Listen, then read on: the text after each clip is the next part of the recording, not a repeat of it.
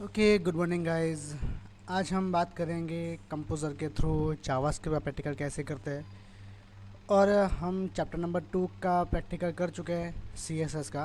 अब हम जावास्क्रिप्ट के बारे में सीखेंगे कि हम जावास्क्रिप्ट का प्रैक्टिकल कंपोज़र के थ्रू कैसे करेंगे। देखो, जावास्क्रिप्ट जो कोड है वो हमें लिखना पड़ेगा, ऐसे कोई डिज़ाइन नहीं होता। तो हम डिज़ाइन क्या करते हैं, जो हमें फ्रंट में दिखता है, जो फ्रंट एंड है वो हम डिज़ाइन करते हैं। ओके, तो सबसे पहले हम जावास्क्रिप्ट देखेंगे। उसके पहले जब हम फॉर्म को डिफाइन करेंगे तो हम यहाँ से इंसर्ट में जाएंगे, फॉर्म में जाएंगे और डिफाइन फॉर्म करेंगे। तो यहाँ पे आपको फॉर्म प्रॉपर्टी का विजार्ड ओपन होता दिखाई देगा। उसके अंदर हम फॉर्म का नेम देंगे। लाइक एग्जांपल, मैं यहाँ पे लिखता हूँ आर फॉर्म, जो हमारा फॉर्म का नेम है, और एक्शन URL। अब एक्शन URL क्या है कि अगर जब आपका फॉर्म चालू होता है, अब फॉर्म किसे कहते हैं, तो आपने देखा होगा कई बार कि आप अगर ऑनलाइन एडमिशन लेते हो तो फॉर्म आता है, गूगल में अगर अकाउंट ना बनाते हो तो फॉर्म आता है, फेसबुक पे आप अगर अकाउंट बनाते हो तो फॉर्म आता है। ओके, हमें डिटेल्स फिल करनी होती है, वो एक फॉर्म है। तो एक्शन URL के अंदर क्या लिखेंगे कि जो हमारा फॉर्म यहाँ पे अगर name, pin code, hobbies, gender, वो सब हमारी जो फील्ड्स होंगी, वो फील्ड फिल करने के बाद यूज़र का डेटा जब सबमिट पर क्लिक करे यूज़र, तो क्या एक्शन हो, हमारा डेटा किस URL पे रिडायरेक्ट हो, कि उस URL का यहाँ पे नाम लिखेंगे। अभी हम बैकएंड का कोई काम नहीं करा, हम यहाँ पे सिर्फ फ्रंट एंड का काम देखेंगे। एक्शन URL बैकएंड की URL होगी, जहाँ पे हमारा डेटा सबमिट होगा डेटाबेस के अंदर। तो यहाँ पे सिंपल मैं कुछ भी लिख लेता हूँ कि back.php मैं लिख लेता हूँ। इसका कोई अभी मतलब नहीं है, सिर्फ मैंने लिखा back.php। और मेथड्स दो तरह की होती है, एक होती है गेट एंड दूसरी होती है पोस्ट। गेट और पोस्ट में डिफरेंट ये है कि गेट जो है वो हमारे लिमिटेशन डेटा को पुल करके ले जाती है, और पोस्ट जो है वो अनलिमिटेड डेटा को हमारे पुल करवाती है। अब देखो, गेट है, अगर आप मेथड में कोई भी मेथड सिलेक्ट नहीं करते तो बाय डिफ़ॉल्ट जो HTML के अंदर जो फॉर्म है वो बाय डिफ़ॉल्ट गेट को सिलेक्ट कर देगा। बाय डिफ़ॉल्ट गेट होती है। अगर हम चाहते हैं कि हमारा डेटा एक ब्लॉक के थ्रू, ब्लॉक वाइज हमारा डेटा आगे जाए, तो हम पोस्ट का यूज़ करेंगे। और अगर हम चाहते हैं कि हमारा डेटा जो URL होती है उस URL के एंड में ऐड होकर हमारा डेटा आगे जाए डेटाबेस के पास, अगर ऐसा चाहते हैं तो आप गेट यूज़ कर सकते हैं, मगर हम यहाँ पे यूज़ करेंगे पोस्ट का। ओके, तो मैं यहाँ पे सिलेक्ट कर देता हूँ पोस्ट। अब यहाँ पे नीचे आपको दिखाई देगा एडवांस एडिट, वहाँ पे जब मैं क्लिक करूँगा तो आपको यहाँ पे 3 टिप्स दिखाई देंगे: HTML attributes, inline style and JavaScript. HTML attribute हमने यहाँ पे एट्रीब्यूट कौन से लिए, हमारा एट्रीब्यूट करंट एट्रीब्यूट फॉर हमारा जो टैग है फॉर्म, उसके लिए हमने एट्रीब्यूट क्या लिए, एक नेम लिया, एक एक्शन लिया और एक मेथड लिया। ओके, नेम में हमने कर दिया कि भाई नेम उसकी होगी आर फॉर्म होगा। एक्शन URL क्या होगी कि भाई जब उस पर क्लिक किया जाए तो सबमिट पे जब क्लिक किया जाए तो ये पेज रिडायरेक्ट होना चाहिए। मेथड हमने क्या किया, पोस्ट कर दिया। अब यहाँ से भी मेथड को चेंज कर सकते हैं, और यहाँ से आप बहुत सारे देखो, यहाँ पे बहुत सारे हैं ऑप्शंस अलग अलग। हम से तीन ही देखेंगे, अभी हमें 3 का ही काम है। अब यहाँ पे लास्ट में है जावास्क्रिप्ट इवेंट, तो हम यहाँ पे जावास्क्रिप्ट की इवेंट्स को लिखेंगे। यहाँ पे लिखा है एट्रीब्यूट ऑन सबमिट। यहाँ पे बहुत सारे एट्रीब्यूट्स होंगे कि on submit, on reset, on click, on DB click, on mouse down, on mouse up, on mouse over. हम यहाँ पे हमारा काम अभी सबमिट का है, तो हम सबमिट के बारे में देखेंगे कि सबमिट पे जब क्लिक हो, जब यूजर सबमिट पे क्लिक करे, तो हम चाहते हैं कि मैं एक फंक्शन बनाऊँ। क्या बनाऊँ, फंक्शन बनाऊँ, और उस फंक्शन को कॉल किया जाए। तो मैं यहाँ पे लिखूँगा रिटर्न माई फंड। मैंने माई फंड करके एक फंक्शन बना दिया, और यहाँ पे मैंने पैरेंथेसिस कर दिए। अब यहाँ पे जो माई फंड है, यहाँ पे आप फंक्शन का नाम कुछ भी देख सकते हैं, मगर विदाउट स्पेस। रिटर्न के बाद सिर्फ स्पेस आएगी, उसके बाद कहाँ पे भी स्पेस नहीं आएगी। विदाउट स्पेस आप फंक्शन का नाम लिखेंगे। ओके, अब यहाँ पे मैं ओके प्रेस कर दूंगा, ओके कर दूंगा, तो यहाँ पे देखो हमारा फॉर्म डिफाइन हो चुका है। यहाँ पे आपको जो लाइन दिख रही है उसका मतलब है फॉर्म। अगर मैं सोर्स कोड में जाऊँ तो यहाँ पे देखो फॉर्म डिफाइन हमारा हो गया है। ओके, मैं यहाँ से टाइटल को दे देता हूँ। चलो यहाँ पे पूछेगा तो वहीं पे मैंने पहले इसको सेव कर लेता हूँ। अब मुझे टाइटल का पेज पूछेगा, मैं यहाँ पे दे देता हूँ रजिस्ट्रेशन फॉर्म। ओके प्रेस करेंगे। अब मुझे पूछेगा कि आपको किस जगह पे इसको सेव करना है। तो चलो हम पिक्चर्स के अंदर हमने एक फ़ोल्डर बनाया था std12 करके, यहाँ पे मैं js1 करके फ़ाइल बना देता हूँ। js1 मेरी फ़ाइल का नाम है। यहाँ पे मैं सेव कर लूँगा। ओके, अब यहाँ पे मैं चाहता हूँ कि मेरा जो फॉर्म बनाऊँ तो एक टेबल लूँ, उसके बाद मैं यहाँ पे काम करूँ। तो मैं यहाँ से टेबल ले लूँगा और यहाँ पे मैं 4 ये सेल्स के ले लेता हूँ। टेबल के अंदर 2 कॉलम एंड 4 रो, इन दोनों को मैं सिलेक्ट करूँगा और इसको मैं जॉइंट सिलेक्टेड सेल करके 1 सेल बना दूँगा। अब यहाँ पे मैं लिखूँगा कि भाई डेमो फॉर्म बना देता हूँ। यहाँ पे डेमो फॉर्म लिखता हूँ। ओके, तो मैं चाहता हूँ कि जो डेमो फॉर्म मैंने लिखा है ये सेंटर में आए, प्लस चाहता हूँ कि ये हेडिंग में आए, हेडिंग टेक 2 में आए। तो यहाँ पे देखो बॉडी टेक्स्ट लिखा हुआ है, मैं इसको सिलेक्ट करूँगा, इस पर जाऊँगा और हेडिंग टेक 2 कर दूँगा और यहाँ से मैं सेंटर कर दूँगा। तो ये क्या कहाँ पे आ जाएगा, सेंटर पे आ जाएगा। और यहाँ पे मैं मल्टीपल फील्ड्स लूँगा। तो यहाँ पे मैं पहले लेता हूँ कि मैं first only for name and pin code के लिए करना चाहता हूँ। तो मैं यहाँ पे लिखूँगा नेम और यहाँ पे बाजू में जो हमारा सेल है उसके अंदर मैं नेम की फील्ड लूँगा। फॉर्म फील्ड में जाऊँगा, यहाँ पे टेक्स्ट पसंद करूँगा। फील्ड नेम के अंदर मैं यहाँ पे सिंपल लिख लेता हूँ नेम एंड कर दूँगा ओके। तो यहाँ पे एक फील्ड आ जाएगी। दूसरी मैं लेना चाहता हूँ कि मैं पिन कोड लेना चाहता हूँ। तो मैं यहाँ पे फॉर्म डिफाइन में जाऊँगा, पिन कोड में भी टेक्स्ट ही आएगा क्योंकि यूज़र एंटर करेगा टेक्स्ट को। मैं यहाँ पे लिख लेता हूँ पिन कोड ओके। तो यहाँ पे 2 फील्ड हमारी आ जाएगी। मैं सेव करता हूँ, एक बार ब्राउज़ करके देख लेते हैं कि हमारा फॉर्म अभी कैसा दिख रहा है। तो मैंने ब्राउज़ किया तो हमारा फॉर्म गूगल क्रोम में इस तरीके से दिखाई दे रहा है कि यहाँ पे देखो। ओके, जहाँ पे ये बॉर्डर है मैं चाहता हूँ कि बॉर्डर को हटा दूँ। तो मैं सिंपल डबल क्लिक करूँगा किसी भी सेल के अंदर, तो हमारी टेबल प्रॉपर्टी ओपन हो जाएगी। टेबल टैब में जाऊँगा, यहाँ से सेंटर कर देता हूँ टेबल को, यहाँ पे बॉर्डर को 0 कर लेता हूँ, अप्लाई। तो मेरा टेबल सेंटर में आ जाएगा और उसकी बॉर्डर भी ख़त्म हो जाएगी। अगर मैं चाहता हूँ कि इसको कम करूँ तो यहाँ से मैं कम भी इसको कर सकता हूँ चाहूँ तो। ओके, ऐसे ओके, और सेव करूँ, फिर से ब्राउज़र में जाऊँ, रिफ़्रेश करूँ तो देखो हमारा फॉर्म इस तरीके से अब दिख रहा है। अब मैंने सबमिट बटन ले लिया। सबमिट बटन के लिए यहाँ पे मैं सबमिट बटन ले लेता हूँ। फॉर्म में जाऊँगा, फॉर्म फील्ड, यहाँ से सबमिट। फील्ड नेम के अंदर हम लिखेंगे सबमिट।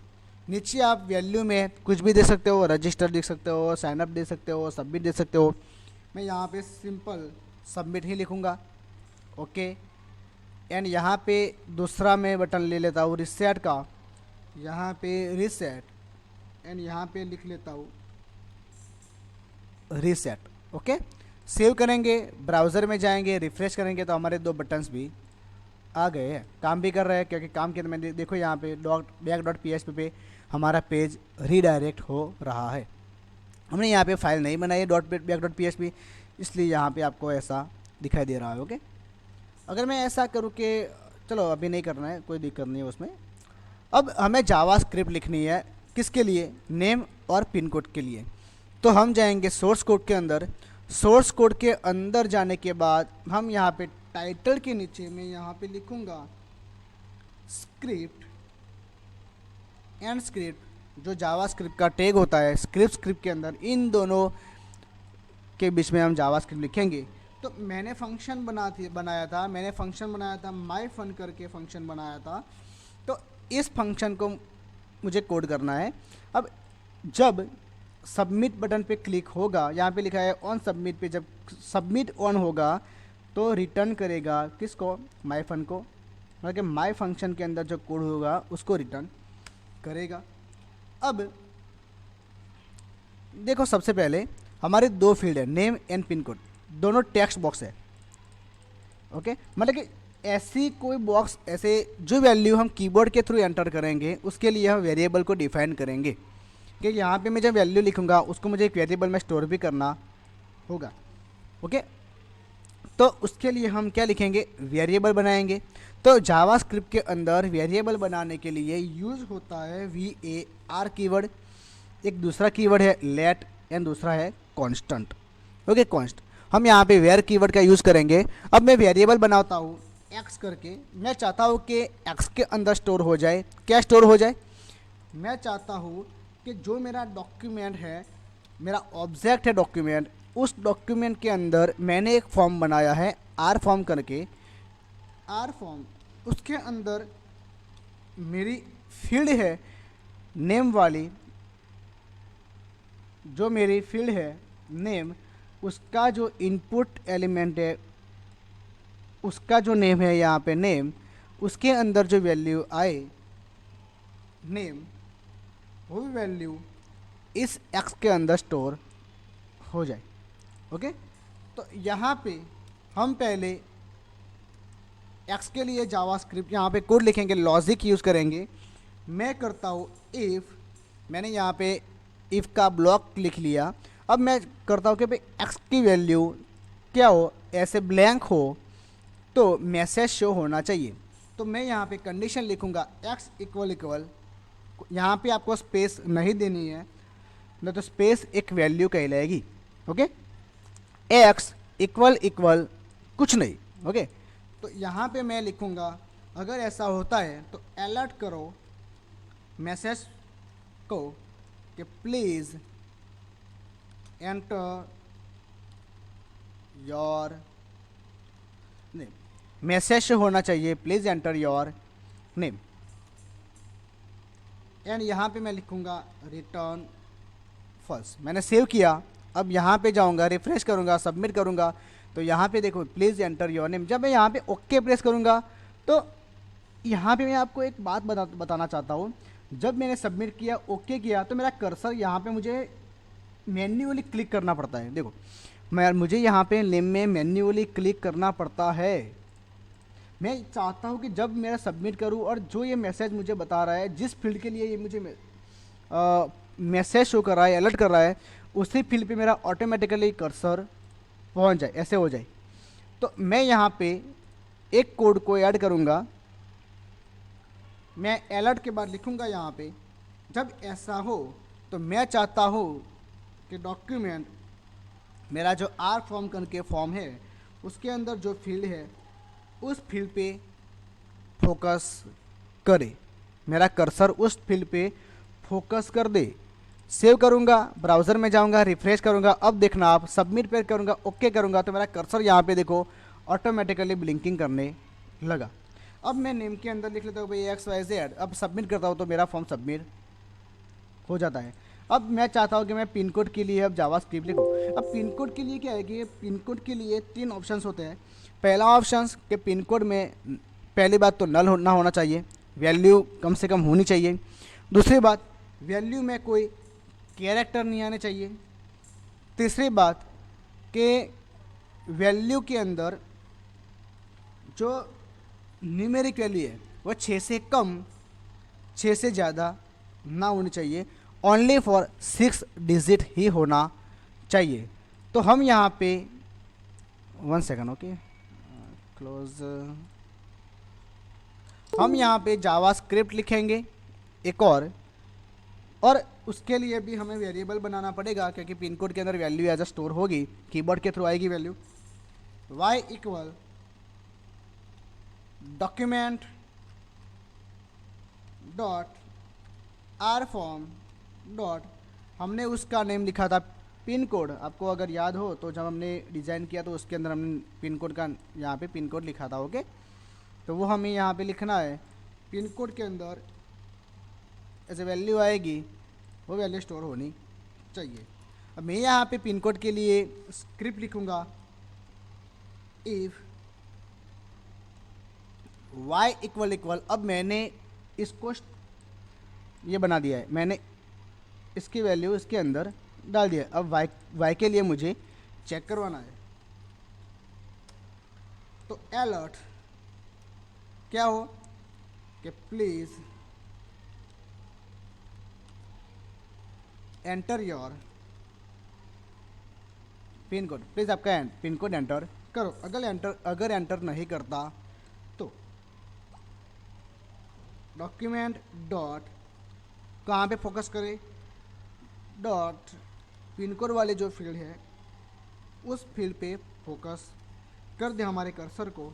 अगर कंडीशन ट्रू नहीं होती है तो रिटर्न क्या करें, फॉल्स। अब मैं सेव करता हूँ, इसको बता देता हूँ आपको। यहाँ पे रिफ्रेश करूँगा, सबमिट, तो यहाँ पे पहले नेम के लिए पूछ रहा है, चलो नेम डाल देते हैं, सबमिट। तो अभी क्या रहा है कि पिन कोड एंटर करो, पिन कोड ऐसे डाल देते हैं तो ये सबमिट हो जाता है, मगर ऐसा पिन कोड आना नहीं चाहिए, ये गलत है। ओके, तो हम दो कंडीशन साथ में लिखेंगे अब, क्योंकि अगर आप अलग भी कर सकते हैं और साथ में भी लिख सकते हैं। किस तरीके से देखो आप, मैं यहाँ पे लिखता हूँ कि इज नैन, अगर कोई इज नैन एक इनबिल्ट फंक्शन है जावास्क्रिप्ट के अंदर जो चेक करता है कि यूज़र की वैल्यू यहाँ पे अगर कैरेक्टर होती है तो रिटर्न ट्रू करेगा, अगर वैल्यू डिजिट होते हैं, न्यूमेरिक होती है, तो रिटर्न फॉल्स करेगा। अगर ये कंडीशन ट्रू हुई तो मैसेज शो करो, प्लीज़ एंटर ओनली डिजिट्स। भाई सिर्फ डिजिट ही आप एंटर करो। एक और कंडीशन यहाँ पे हम लिख लेते हैं साथ में, मैं इसको ही कॉपी करके यहाँ पे पेस्ट कर देता हूँ क्योंकि सेम ही है, कुछ अलग नहीं आने वाला। अब तीसरी कंडीशन यहाँ पे मैं सेम इसको ही कॉपी कर देता हूँ, सिर्फ कंडीशन यहाँ पे मैं चेंज कर दूँगा, इसको और इसको ऐसे कर देते हैं। अब y की जो लेंथ है वो 6 से कम और 6 से ज़्यादा हो तो भी मैसेज बताना चाहिए कि ओनली 6 डिजिट, ऐसा मैसेज। तो यहाँ पे लिखेंगे y dot length less than 6 और यहाँ पे एंड करते हैं, या फिर और भी कर सकते, दोनों कंडीशन ट्रू हो या फिर ऐसा ही हो, और y dot length greater than 6 से कम और 6 से ज़्यादा अगर होती है लेंथ पिन कोड की तो भी मैसेज हो प्लीज़ एंटर ओनली 6 डिजिट। अगर कोई कैरेक्टर डाल देता है तो क्या होगा, प्लीज़ एंटर ओनली डिजिट।